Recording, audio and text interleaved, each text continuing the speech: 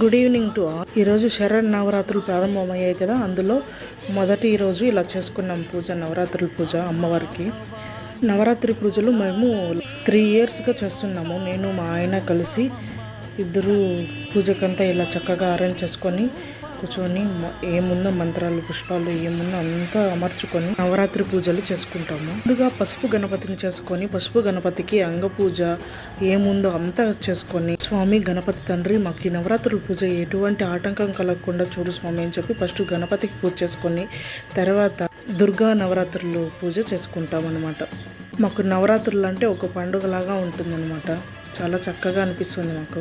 9 రోజులు 9 రకాల ప్రసాదాలతో అమ్మవారిని పూజించుకుంటాము. అమ్మవారు కూడా ఒక్కొక్క రోజు ఒక్కొక్క అవతారంలో ఉంటారు. ఈరోజు ప్రసాదం వచ్చి నేను చక్కెర పొంగల్ చేశాను. తులసి చెట్టు దగ్గర ఇలా పూజ చేసుకున్నాము. పూజ చేసుకుంటే మనసుకి చాలా ఇంపుగా ఉంటుందండి.